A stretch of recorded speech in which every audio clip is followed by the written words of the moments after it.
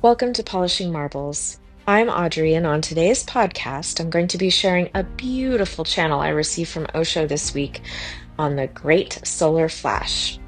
For those of you that have been waiting to experience this event, I have some lovely insights about its purpose and what will come after this shift in our collective consciousness in both big and small ways. It's nearly impossible to summarize the joy that Osho emits from this message of hope in the darkness we've inhabited for so long. Thank you for joining me today for this message of renewal, just in time for Spring Equinox. Much love, and remember that despite the floods of information being shared by self-proclaimed gurus online, offering their absolute truths and undercurrents of fear or urgency to implement new practices right away to be ready for the shift, know that you're your own guru. Look to your heart for your own truth, as love will always illuminate your path. Hello. Happy day to you, whatever day this may find you. I'm happy to do this podcast despite the fact I have not slept. You know, Kundalini is a beast. It's a beast. It's beautiful, but it's a beast because sleeping was not one of the things that was on the docket for last night. And so, and I think a lot of it has to do with kind of this collective shift we're going through just in general, but also I've been doing so many Kundalini activation one-on-ones with people that it is stirring energy of like the new Kundalini energy to anchor. And so it's coming through me, uh, which is kind of amplifying my own flow of Kundalini. So yeah, it's popping off, which is great. Yay. Creation. But at the same time, my physical body is tired, but my brain is really wired. And thus is the Kundalini dichotomy. I'm in a physical vessel, yet this eternal being that wishes to create universes. Dang it. Um, I have a really exciting topic for today. I spent a lot of time this week doing kind of referring back to last week's theme of bringing in flow into the circuit in my home, in my body, and really in some ways very much preparing for a trip I'm taking next week to visit my best friend in Maui as kind of like a end to my acute grief portal from the loss of my dad, to just come into that really beautiful bookend of because Chris, we kind of came of age together.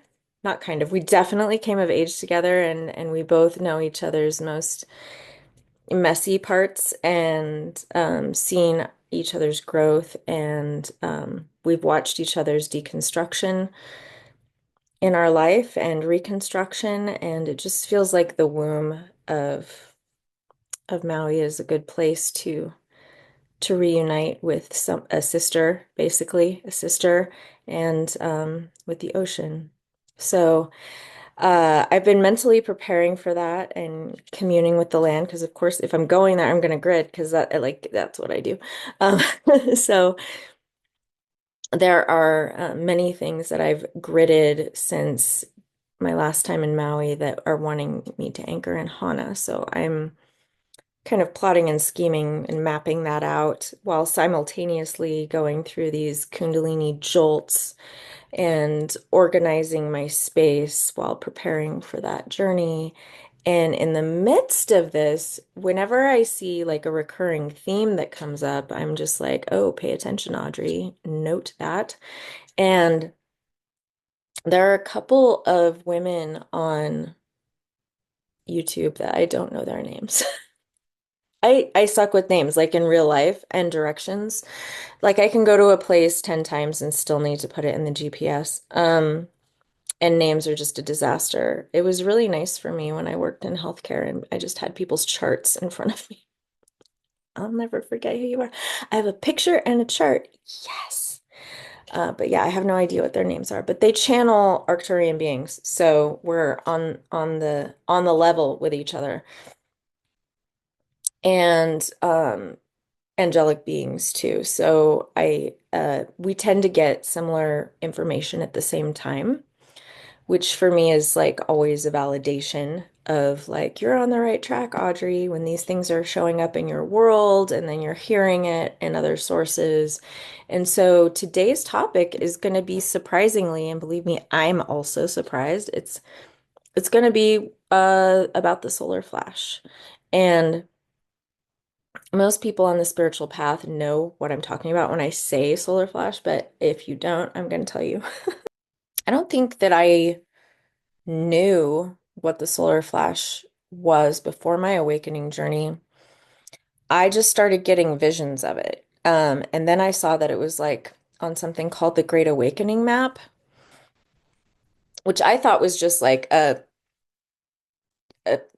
cluster of all this like conspiracy theory jargon that seemed insane when I first saw it. And the more you realize the world's insane, the less insane it looks. There's still things on there I'm like, is there? No, no. I don't know if I run in those circles where that's spoken about, but like, okay. But in the middle of this Great Awakening map, there's the center of the map is the solar flash, like the Great Solar Flash, I think it says. And of course, I do everything backwards, so I'll have visions about things and then get validated in external reality that, oh, this is a thing, pay attention. What you saw has like a legitimate anchor point for it. The best example of that for me was when I first connected to Osho and he started showing me visions, like legit visions. I was like astral traveling to Antarctica and seeing some shady things that were going on there. See, my third eye just like popped off when I just like started going when I mentioned it. There's so many things. But and then I didn't know any of the conspiracy things. Because that's not my jam. That's not what was interesting to me or what I was drawn into. I had some patients who were into that stuff and they talk about it in sessions, and I was just like, wow, you spend a lot of time on the internet. Um, Great. Not in a judgment way, but I was like, how do you know all this stuff? How do you get this information? Apparently, some of it's just really on the dark web. Um, Gosh, I missed some of these guys. I miss them so much because I used to hear all the things that were going on in the world in the shady ways, and now I don't get that. I get it from my other sources though. So with that, didn't know what the solar flash was, but it was said and was said to me, or not said, it was seen to me as an event in which the sun has a massive event, a flash, if you will. And from that flash, there is an emission of plasmic energy that alters everything in its path, almost like an upgrade or a revealing or activation, an upgrade, whatever you want to call it. It's like suddenly what was unseen is now seen. Your divinity is revealed to you. Mass Kundalini awakenings, worldwide kind of thing. And so I didn't know what any, of course, like again, I didn't know what any of this was, but then I had this vision that I'm going to share here, and it's from a couple years ago, like two and a half. No, that's 2 years, 3 years. It's some time ago where I was Marcoing a friend about a vision that I had. It was very emotional that I was sharing, and I had a lot of visions that piggybacked off of that in terms of what's going to happen collectively. And it wasn't as much directed toward the centric point of a solar flash, but a pivotal moment where everything changed. And so I'm going to put that in here for you to watch as reference. my vision was this, and it was more of a ploppy vision, but it was with the influx of suffering, homelessness, poverty, separation of gender, sexism, and acts of violence toward women, all of the othered people. Wow, like it's a huge emotion because I can see it all. The othered people, and then also the very like neurodivergent, autistic people. There's just so many that are teenagers right now too, and they're being brought up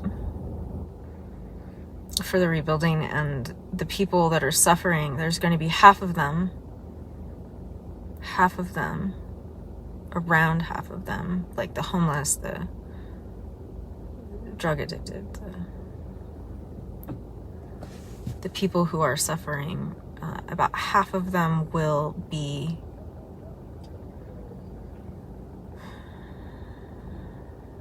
healed, like ascended, because of circumstances I don't quite understand, but the other half is not going to, because they're going to either self-destruct with the presence of their own ego and the option to release it and to ascend. Like, people are suffering that shouldn't be suffering and have goodness in them. Others are like completely bound by dark energies and traumas that they identify with so heavily they will not relinquish them. And so half of them are going to ascend, and those people that do ascend from those populations are going to be the most, oh my God, emotion. What is happening to me? They're going to be the most integral players in the rebuilding, because they will know intimately, oh, my crown is on fire. What is happening to me? They're gonna know so intimately what is wrong with the system, and it has to be them. They're the ones that have to do it. They'll be healed, but they walked in those shoes, and they will know every system that is flawed, and they will be whole. Like, I see a person like suffering and slumped over, and then like their eyes open and they stand tall and they breathe and they know, and they press forward with purposeful work. Like, they know what they need to do, and they're in their bodies, and they feel their bodies, and they clean their bodies, and they look at themselves in the mirror for the first time in decades, and they are whole, and they're the ones that, like, their voices, it's just like the ones that were tortured are the ones with the greatest gift, right? They're the ones, this is their suffering as healers. They go into the systems and they're gonna help. The half of them that ascend, they will know exactly what needs to be done, because they've walked, and they'll remember everything, but they won't be harmed by it anymore. And the others will fall away. They'll self-destruct, they'll die, they'll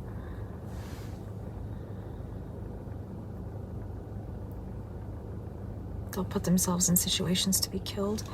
But the children that are different, Charlotte's generation,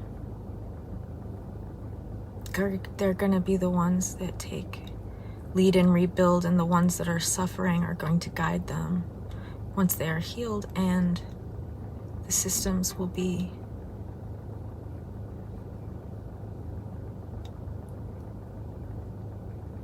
unrecognizable. I can see it all. I have so much happening in my head right now. So, with that in mind, there's like a difference in thought amongst like all the woo-wee people. And it's really confusing. I find it very confusing because there are tons of people out there that I consider to be legit mediums, or spiritual people of note that I have followed and align with in so many ways. And then it ends at a certain point, and I'm like, that's not what I see. And it's because we have different timelines. So I can completely accept that that we have different timelines.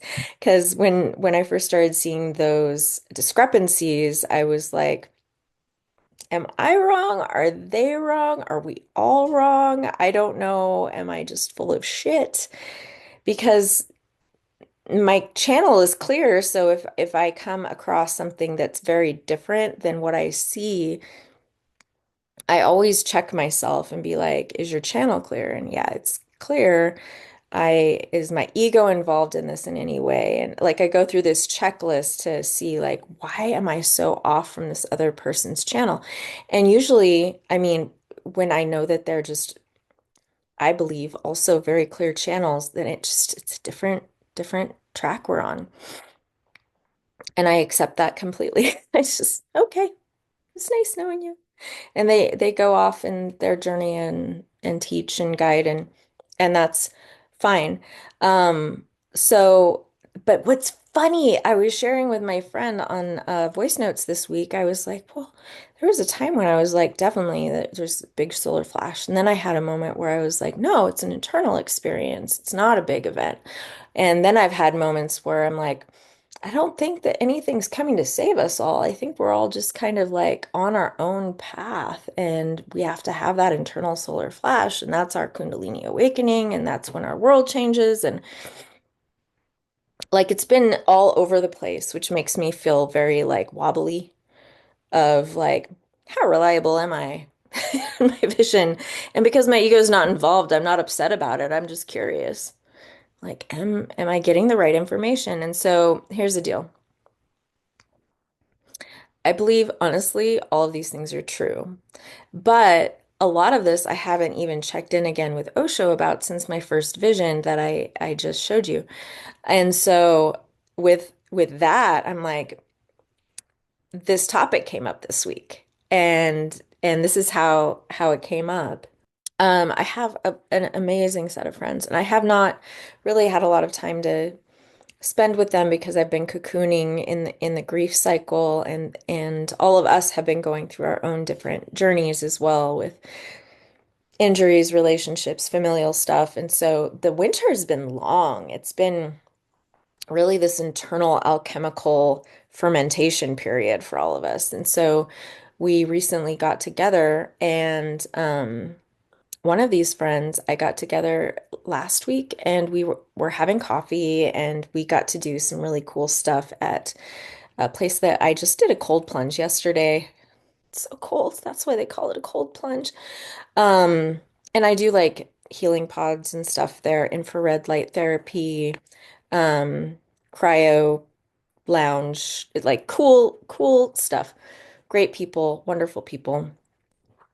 And I went and took her there last Friday, and she went into the healing pod for only 5 minutes. And the healing pod is like this tetrahedron made of copper, and it's like covered with this fabric. So when you're in this kind of like a wicker egg seat, it's got like salt blocks on the inside, pink salt blocks, and all these crystals that are toroidals, that are specially designed. I saw them actually in Sedona in a store. They're like specially designed by this guy who got this download of information from Atlantis. And anyway, they're wild.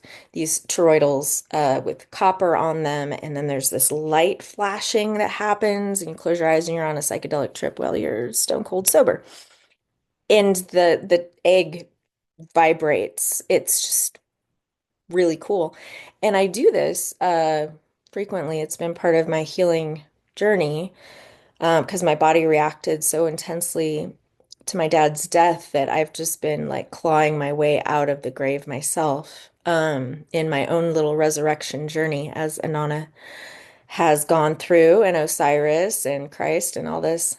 coming back to life. And she got to experience about like a 5 minute trial of it.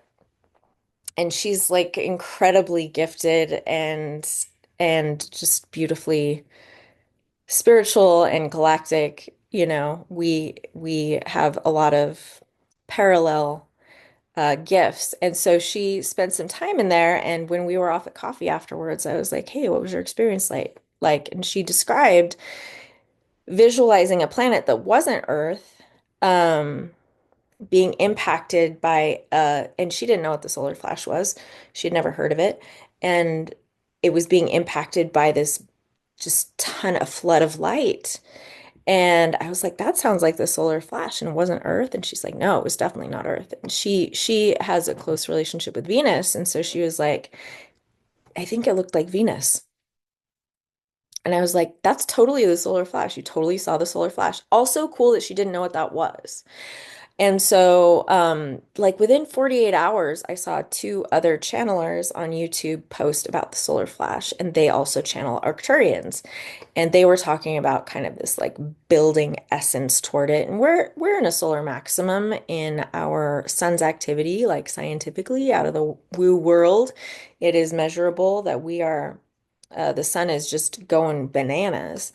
And when it does, it like affects the electromagnetic grid that we operate with. So tech will go wild, or flight activity will go wild, or things aren't reliable anymore. Some people can feel super fatigued whenever there's tons of solar activity. Like my cat's even knocked out.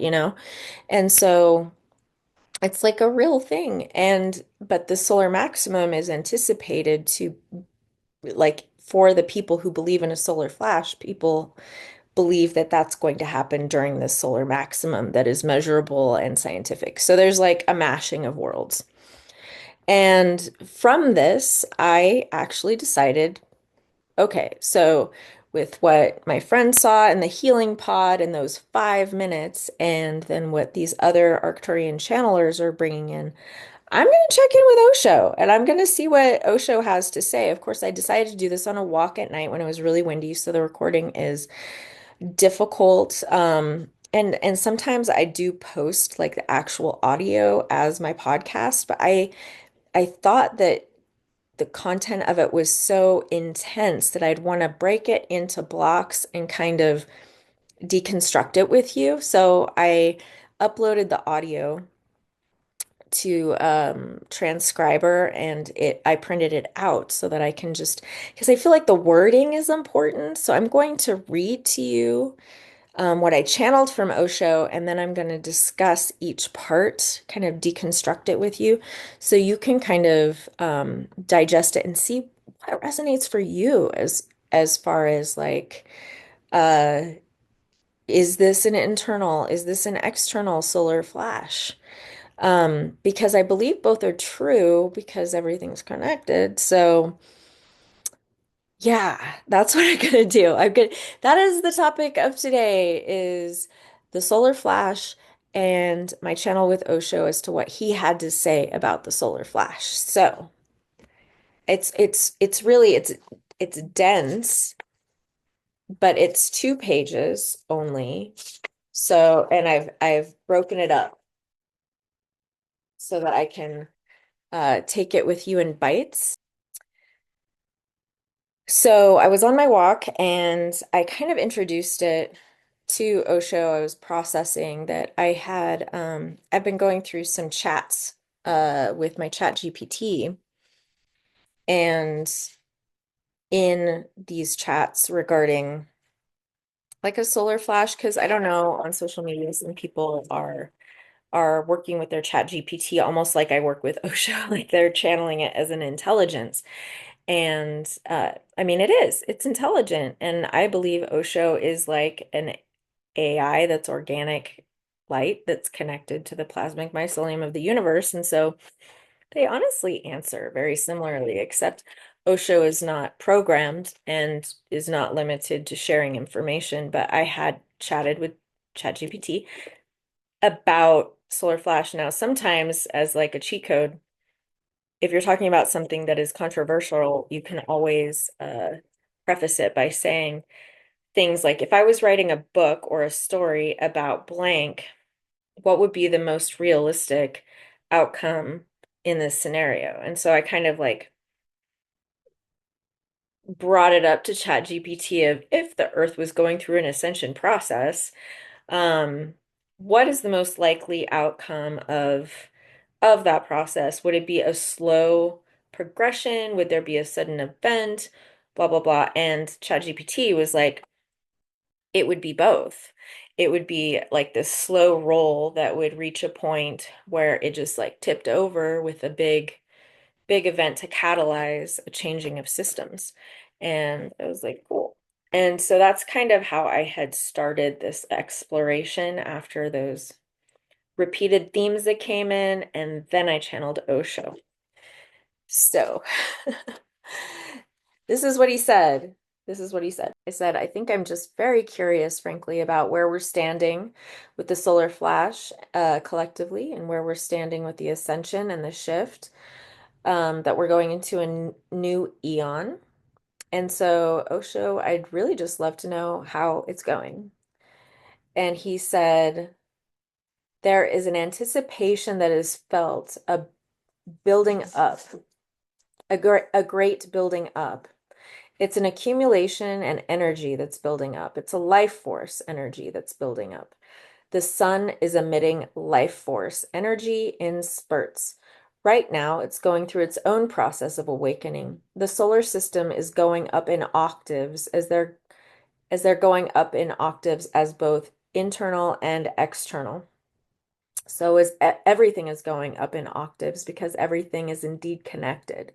So from the awakening of a quark to the mitochondria cell to the plasma and the physiological body of a human and every being on the planet, so too is it being experienced with plants, being experienced in systems which hold consciousness with focused intention. So I'm going to stop there. What I mean by octaves, I'm going to put in an image here of a really good illustration of octaves. Now, this comes from Walter Russell, and it's his elemental chart. His elemental chart, now Walter Russell, if you haven't heard me talk about him before, he was uh, really just an extraordinary scientist during the time of Einstein. They were peers. But when Einstein was kind of decided to be the end all be all in in the evolution of his work, or what the standard was for science, with just like E equals MC squared, there's a lot of research going on, and they picked Einstein as like the central figure, but they were all peers. And so there are pictures where there's all these different scientists that are published. Einstein's among them, and so is Walter Russell. Walter Russell was basically kicked out of what was deemed to be acceptable scientific method because he actually involved plasma and ether in his scientific research, and really the metaphysical as well.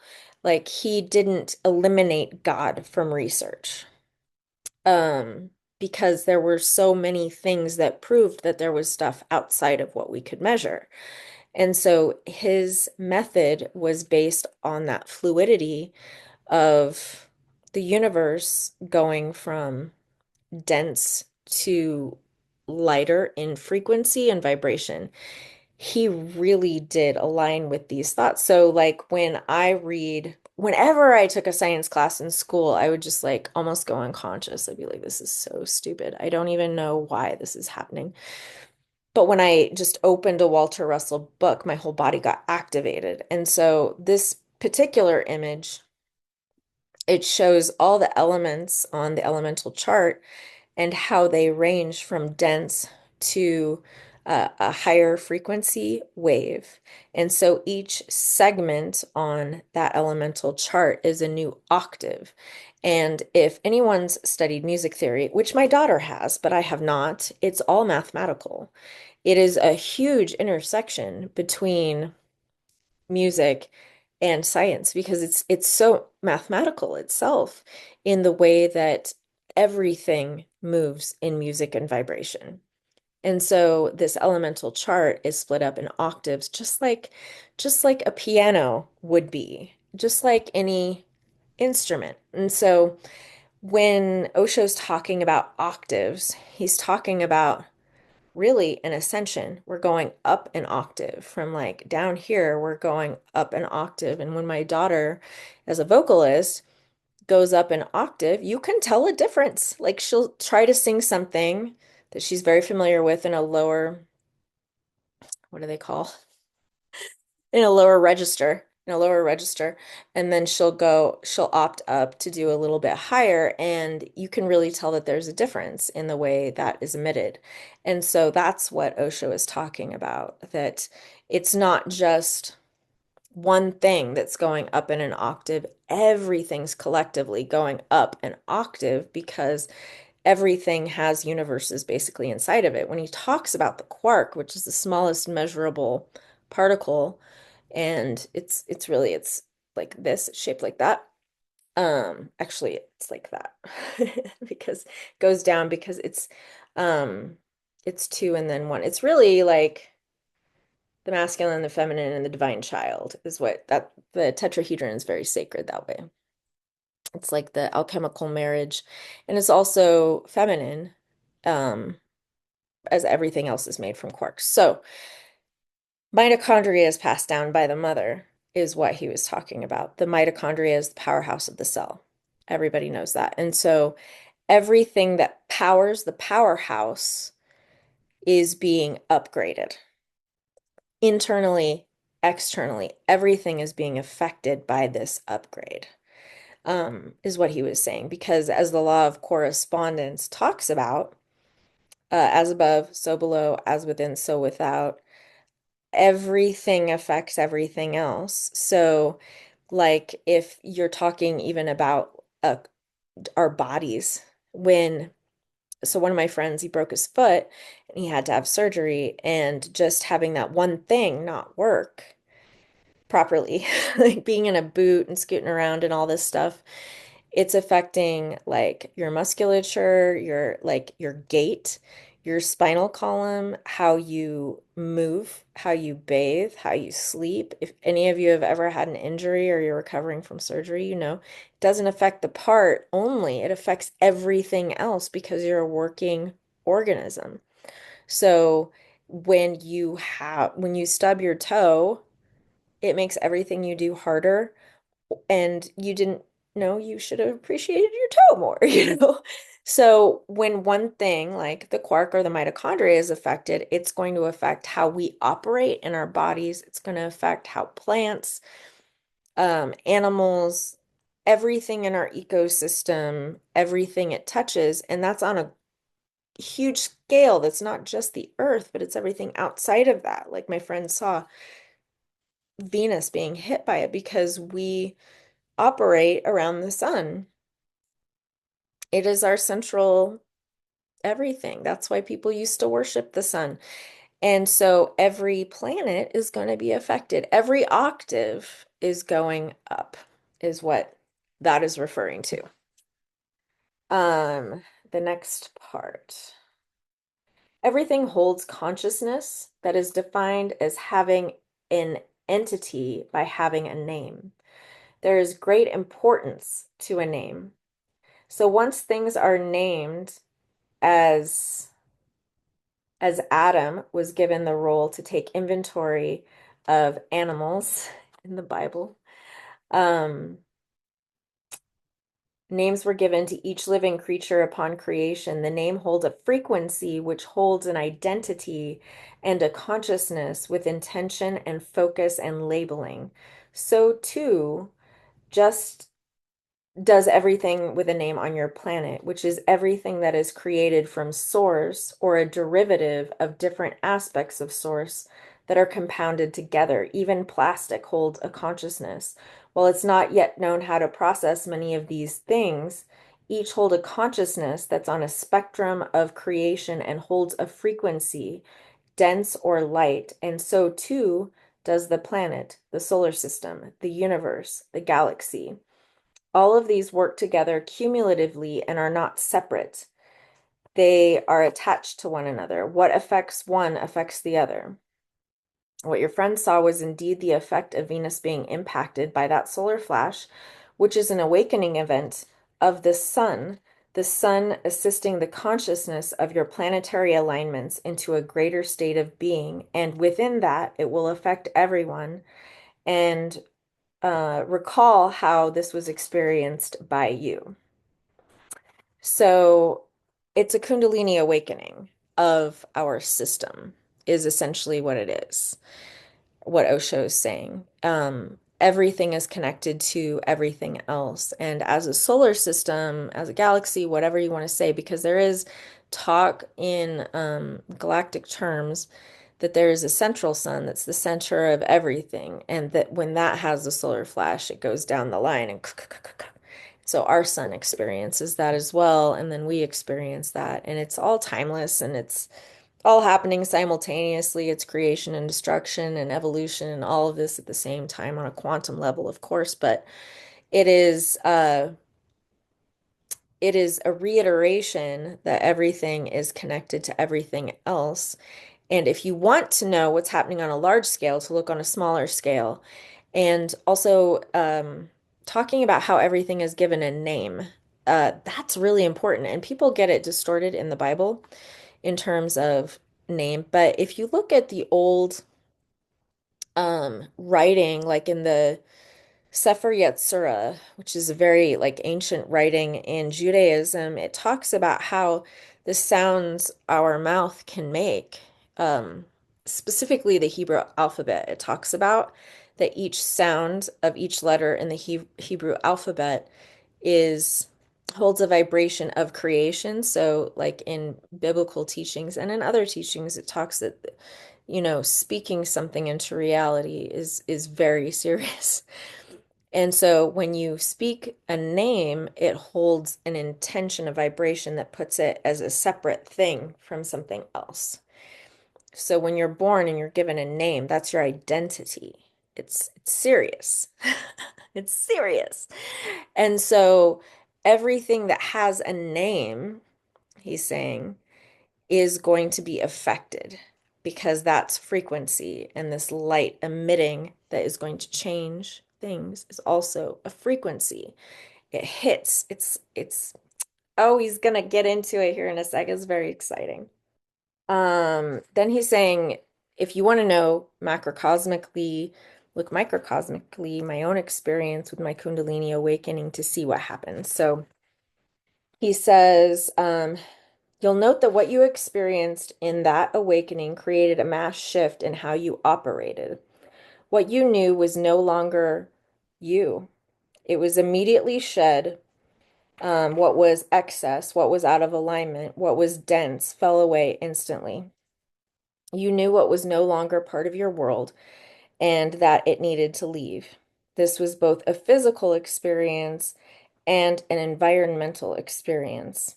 You were quickly able to communicate with beings outside of the physical and receive teachings from these beings that assisted you in ascending to a new knowledge of self that you found extraordinarily pleasurable, but also uprooting of past ways you were able to immediately understand distortions in systems and recognize what were lies that took away from your personal sovereignty, creating internalized distress and agitation that had to be um, released through standing in your sovereignty and creating boundaries with everything around you.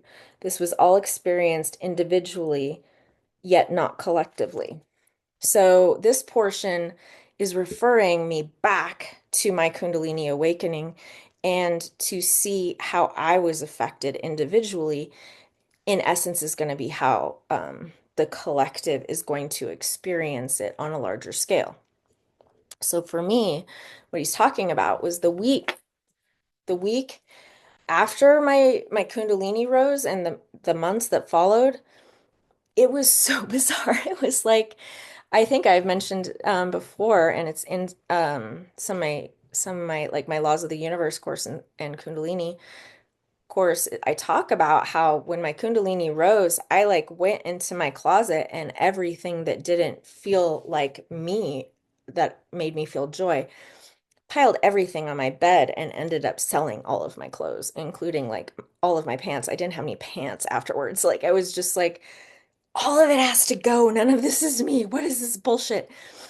And I just like had to wear colors and like there's this kind of internalized programming you get on social media about your age and what you should wear and what is like appropriate to be taken seriously in your career and like business casual or what. Fuck that. I've always been weird and I just needed to be weird.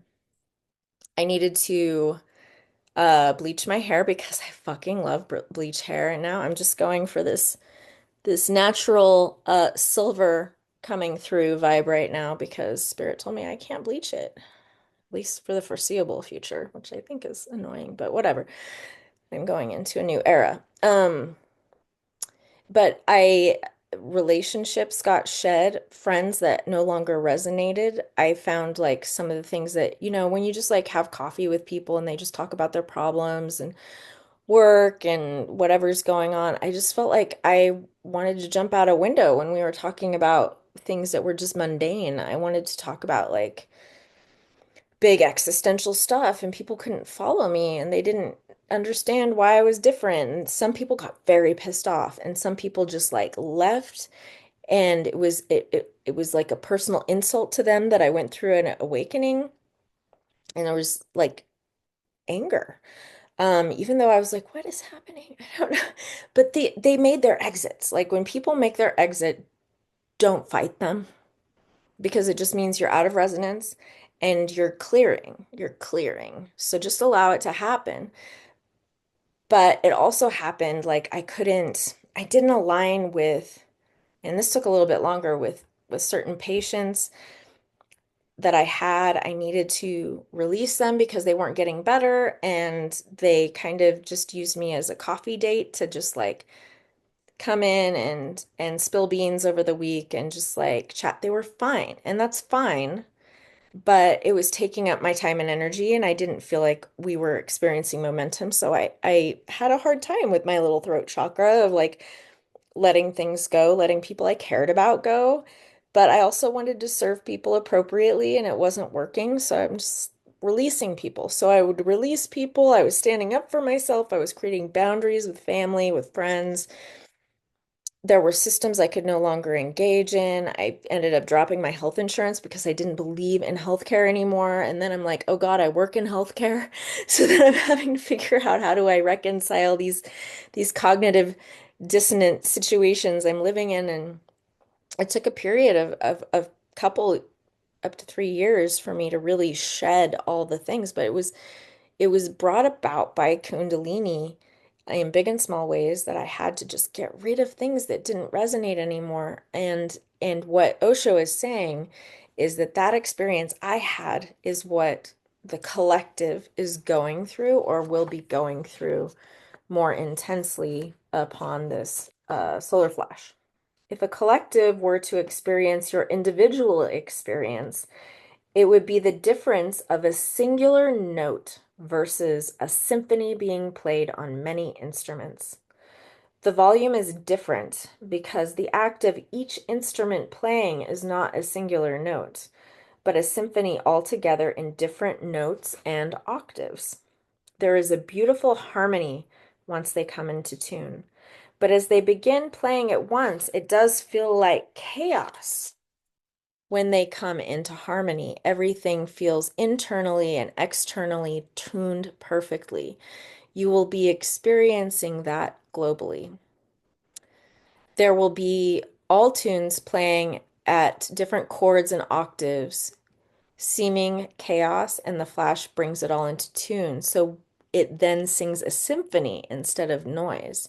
This is what the solar flash will bring, is an amplification and the beautiful hum felt within oneself in the contrasting moment between resounding chaos and the harmony it comes into at a succinct point in which everything is still imperfect. The solar flash brings that moment of perfection of every note being tuned to a frequency of love. And in that moment, there's an understanding amongst all beings that are able to speak with words in their mouth or not, that the moment of creation and the expression of creation and the emanation of creation that each one is experiencing at this moment are different expressions of the same singular one of the all and work together in harmony. It's the most beautiful expression of creation to know itself more in a grand scale of what can be created when all separate parts come together in unity to work toward love, which is creation instead of destruction.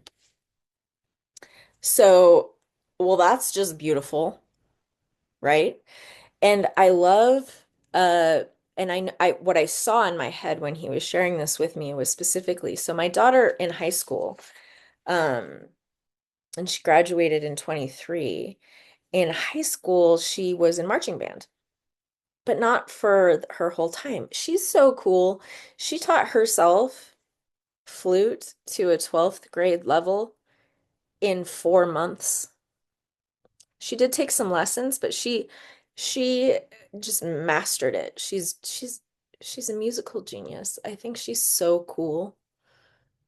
I have such a cool daughter, but I had not like as a mom, I would go to she was in dance, she was in lots of things, and I'd go to all these things.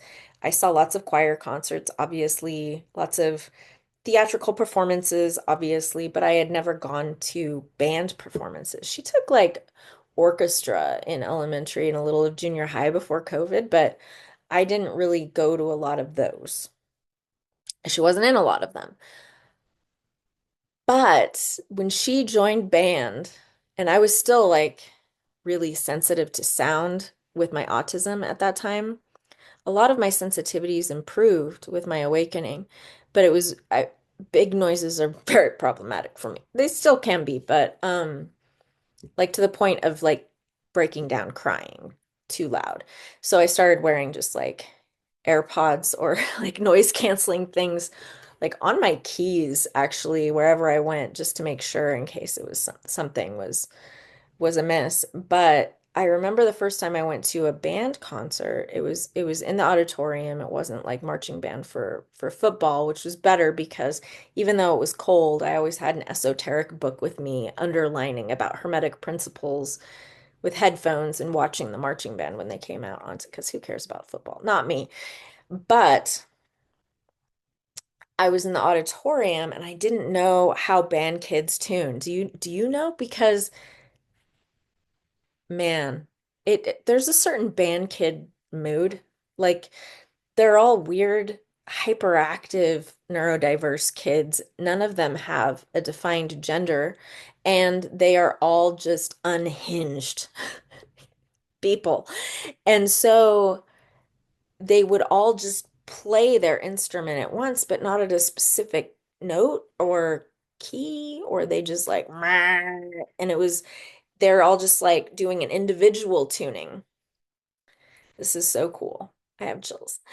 They're doing their individual tuning, just like playing, getting their mouths warmed up on the reeds and stuff. And then the conductor or the band teacher, Mr. Clay, he would have a moment where everybody just comes into tune and it was like an auditory orgasm to go from that chaos to that order. And that's exactly what Osho was showing me with this, that he was just saying was that we would be, I still have chills, that we'd be playing at all these different notes and octaves. And then that moment is the band director bringing everyone, and that band director is Source. So cool in itself. It's a cycle through the law of rhythm that has gone out of the destructive cycle and will go into a creative cycle where the contrast becomes that perfect point, that birth of possibility. When a newborn comes into the world with its first cry, his parents know that he can become anything. That is what the whole world will experience.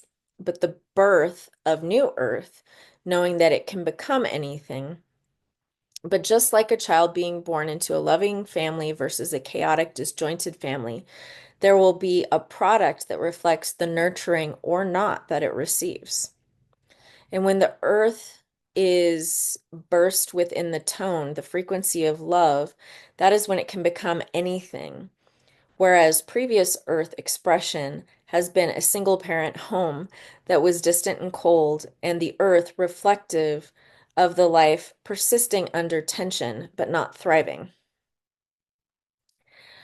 I personally, as a single parent, felt felt that actually because so there's so much celebration around when like a child's born and but if it's born into a situation that is not ideal, there's already an added strain that's going to be put on the entire system that's supporting that child to become what it's going to become.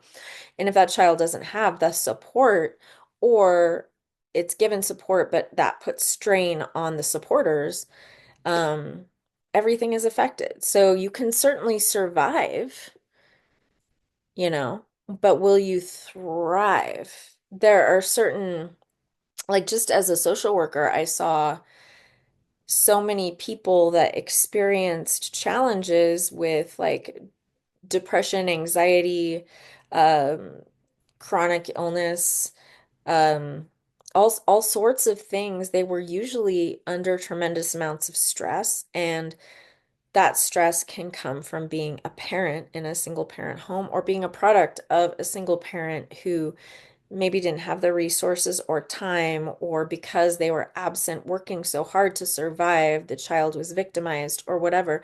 So there's really just like so many things that can go wrong if the support isn't in place. But at the birth, there's so much potential. And I know when I was in grad school and I worked in the NICU, it was so hard to take these like vulnerable children that were born prematurely.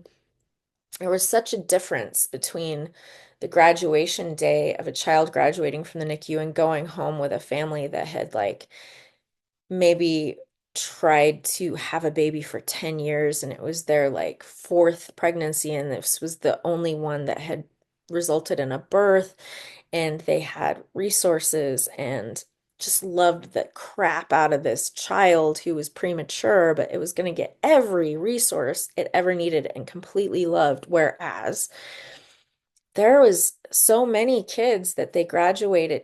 One graduated from the NICU and their parents didn't even come to pick it up. They had abandoned it. Um, they abandoned it because it had a brain bleed and it was going to have a disability. So they like just left it at the hospital and gave up their rights. And others, there was like a natural set of twins that was premature that was going home to a trailer with three generations of single mothers that were living in the trailer.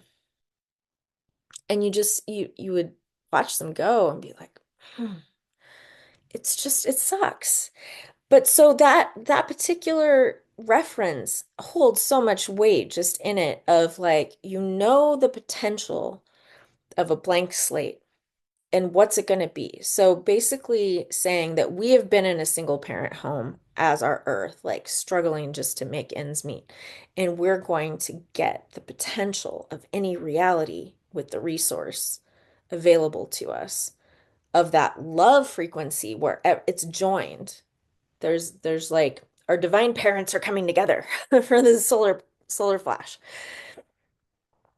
Okay, so now is the era with which collectively there will be thriving and expression of creation from the balance of the masculine and feminine, creating a perfectly loving environment for the collective to work together in creation in the symphony that is in perfect harmony and engulfs everything as a hug, a sound of love, of possibility, of potential, and will all be tuned to the frequency of love. That is what this flash of light will bring you. That is what this flash of life and light and love will bring every expression of the all into the world.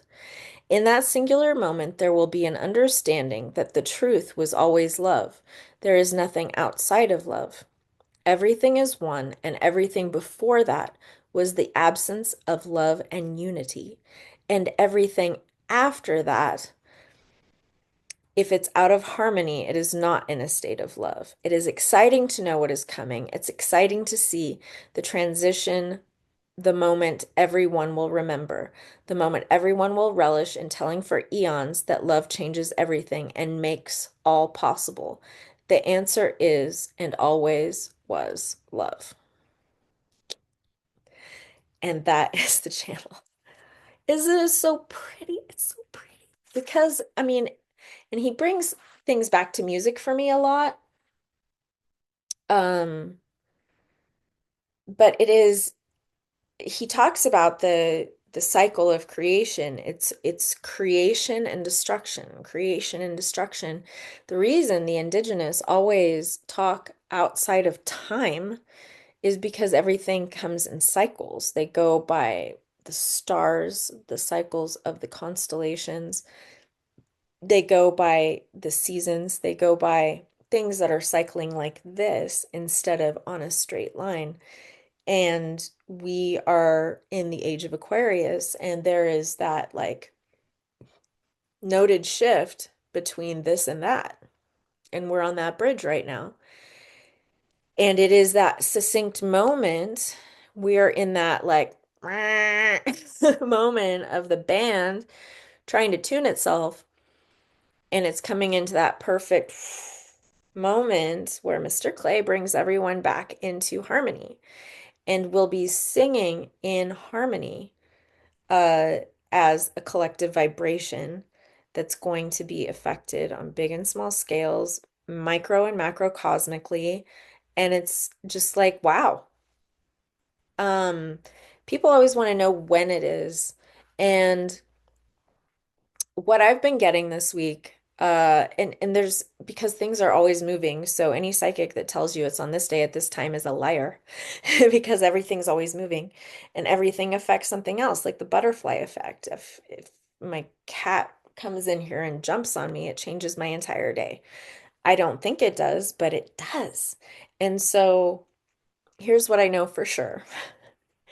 And this week with everything coming is that I know that the Kundalini activations I'm doing are important. And not just those, like some people aren't ready for those, but like the Kundalini Q&A I put out that just talks about what it is, that's just on YouTube to watch it. That's good to know. Like I'm supposed to when I'm done with Maui, come back to the community and like go to different places and maybe run some Kundalini info sessions so that people know because individually this stuff is going to happen.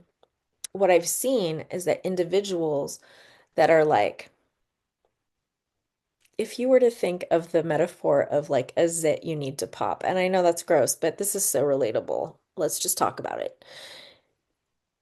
There's like a moment where you have a zit, it hurts, it's annoying, but it's not ready. It's not ready to like be popped. And it's ready, it's building, it's building, it's building. And there's a moment where you're like, "Oh my God, it's ready." Yes. You're ready to get rid of it because it's itchy, it's annoying, it's whatever. You want it to just heal and get over with. I see that a lot of people are waiting for their Kundalini to get ready to go.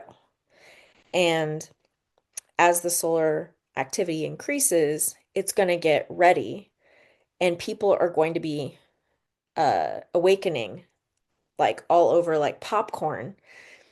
And as that's happening, that's actually helping the collective manifest the moment of the solar flash that brings everyone up an octave.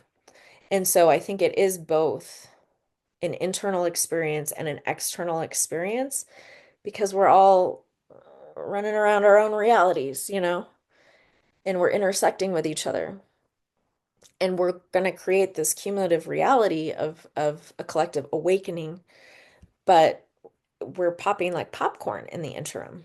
And so I think it's really important for people to know what the Kundalini process is and not just to sell activations. I just like truly, if you, I'm gonna link the Q&A, the Kundalini Q&A, just to watch so that you know what Kundalini is, because it's going to be happening. And if people are in your life and they're telling you that they're having symptoms that they're like, I think I'm going crazy, blah, blah, blah, send them to this video and be like, I think you're having a Kundalini experience, because it makes you feel like you're going insane and that does not help the process. So if you can just at least know what's happening, if your Kundalini is almost ready to get popped, you want to know what that's going to be like. And of course, if you would like help with that further and you feel ready to get a little push, little dermatologist working on what's ready. This metaphor needs to die. Um, then you can certainly schedule a Kundalini one-on-one with me. I've done so many and they're so powerful and they're so beautiful and it just activates me every time I do a different one and different guides are coming in. It's just so cool. So with that in mind, please just share stuff about the Kundalini with other people. I think it's really important because that's going to be popping the popcorn right now that'll bring us all up. And the more people are aware of it, the more we're like collectively manifesting. And I don't see like this catastrophic timeline. I see that we're in chaos now that's going to come into order. And I find that exciting. And because this was an Osho channel, I'm not going to channel Osho in addition to that. But I do want to say that I have posted some wild Osho channelings this week on my TikTok and Instagram. So if you haven't seen those, yesterday was a two-parter. It was almost 20 minutes of a channel talking about um, individual versus collective realities and shifting dimensions. And it was so multi-layered. So I would recommend just if you need a good Osho fix, go over to my social media and check out what I posted this week. So many. So thank you for listening, and please share this with anybody you think it would resonate with. I think it was so beautiful, this Osho. Thank you, Osho. And if you are looking for a one-on-one for me to channel Osho for you, I'm happy to do that. You can schedule on my website. I also have my one-on-one activations for Kundalini, my Laws of the Universe course, which you get to learn about the laws of the universe, including the law of correspondence, as above, so below, the law of vibration, the law of rhythm, blah, blah, blah. So great. There's 7 laws. I also have an intro to light language course and a grid working course. I'm going to be grid working next week on Maui. I don't know if I will post a podcast for that, but you know I will after. Until then, thank you so much. Share with your friends. Bye. Thank you for listening to this message of hope. I am so excited for what is to come and encourage all my listeners to focus on the joy that is coming after the chaos. It's a very special time to be alive. We are here. This is what we've been waiting for. If this message rings true for you, please share as you feel called. It's so important to focus on hope instead of the chaos. Remember that we are coming into tune, and it will be beautiful.